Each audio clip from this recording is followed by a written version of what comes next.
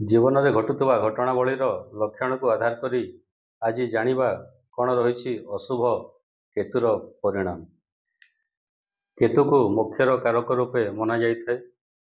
କେତୁ ଯଦି ଭଲ ସ୍ଥାନରେ ଥିବ ତେବେ ବ୍ୟକ୍ତି ଧାର୍ମିକ ହୋଇଥାଏ, ମୋକ୍ଷ ପ୍ରାପ୍ତି ହୋଇଥାଏ।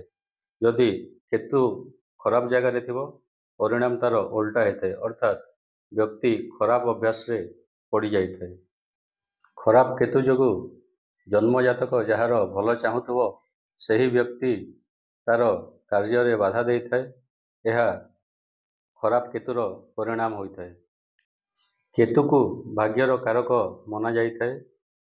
ଖରାପ ଭାଗ୍ୟ ହେତୁ ଜବ୍ ଲସ୍ ହେବା ଏବଂ ଲମ୍ବା ସମୟ ଧରି ଜବ୍ ନ ମିଳିବା, ବିଜନେସ୍ରେ ବହୁତ ଗୁଡ଼ିଏ ଲସ୍ ହେବା ଏସବୁ ଖରାପ କେତୁର ଲକ୍ଷଣ ଅଟେ। ଯଦି ବ୍ୟକ୍ତିର ଖରାପ ସ୍ଥାନରେ କେତୁ ଥିବ, ବ୍ୟକ୍ତିଟି ବିନା ଦୋଷରେ ଦୋଷୀ ସାବ୍ୟସ୍ତ ହୋଇ ଦଣ୍ଡିତ ହୋଇଥାଏ ଏବଂ ଦଣ୍ଡିତ ହୋଇ ସାରିଲା ପରେ ଜଣାଯାଏ ଯେ ସେ ନିର୍ଦ୍ଦୋଷ ବୋଲି।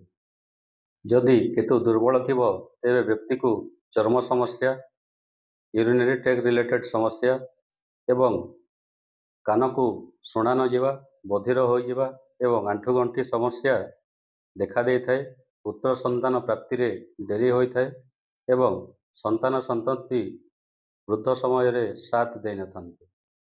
ସାପ କାମୁଡ଼ିବା, କୁକୁର କାମୁଡ଼ିବା, ମେଡ଼ିସିନ ରିଏକ୍ସନ୍ କରିଯିବା ଏସବୁ କେତୁର ଦୁଷ୍ପ୍ରଭାବ ଅଟେ।